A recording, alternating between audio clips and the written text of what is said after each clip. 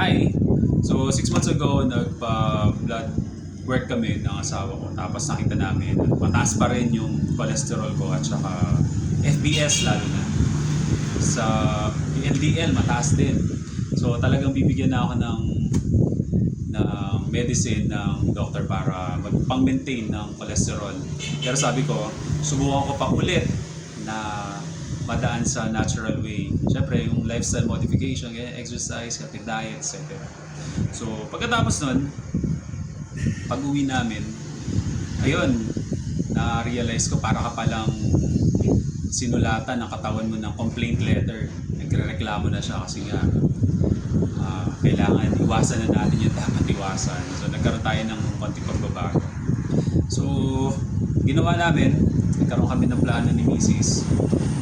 More fiber intake, tapos more protein, less carbs. Less lang, pero syempre nagkakanin pa rin tayo. Pizza ka pa rin, ganyan.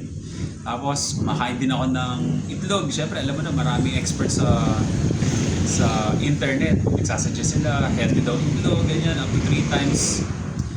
to 3 eggs a day, pwede daw yan. So syempre minsan ginagawa ko rin yun. Isang itlog, isang araw, dalawa, hanggang 3 sa isang araw kumakain ng itlog.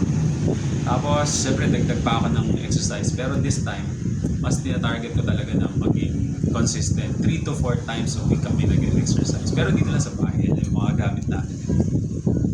Then, syempre, mas magiging mindful ka sa mga kakainin mo, sa mga gagawin mo. Hindi na po pwedeng kagaya dati. Talagang babaguhin mo. Pero syempre, meron pa rin mga cheat meals. Syempre, hindi maiwasan yung birthday. May mga fiesta.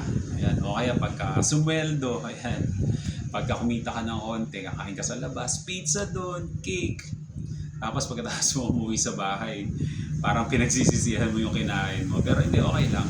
Kasama talaga yon. Pero hindi naman kasi lagi. Everyday, mas lamang yung, sa isang buong linggo, lamang pa rin yung yung good choices natin sa pagkain.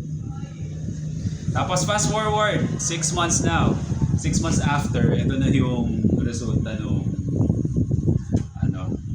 sumunod na blood work namin. Ito na yung pinaka-latest. Well, syempre nakakatuwa talaga. Kasi nakita ko bumaba yung LDL ko, mababa, within range lang din yung HDL. In short, good work. Okay.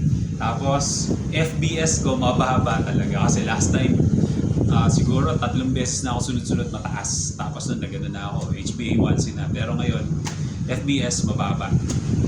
Pasok within range. Siguro nga, pagka meron kang build ng muscle, mas mabilis na metabolize ng katawan mo yung sugar natin. Hindi nga bumababa yung timbang ko na 6 months ago parang 85 ako 85. Tapos feeling ko within the last 6 months ang konti lang na kinakain ko. Tapos ngayon 85 pa rin ako. Pero siguro hindi na siya basta fat lang. Siguro nagkaroon ako ng muscle build up, muscle gains. Ayan. So nabawasan siguro yung fat ko, hopefully, sana. Kasi sa ngayon, natutunan ko lang, hindi na siya sa age natin, age ko na 40, hindi na siya tungkol sa looking good. Alam mo yung para kang superhero yung katawan. Mas more on feeling good. Kasi hindi naman kasi laging ganun yung katawan natin. Malakas, kayang-kaya yung mga stress. Ayan, so kailangan magkaroon talaga ng lifestyle change. So, para malaman niyo kung ano yung ginawa kong exercises, mga diets na, hindi naman talaga diet, healthy choices lang. Sundan niyo lang ako dito. Okay? So, for now, 6 months after from the last one, very good result.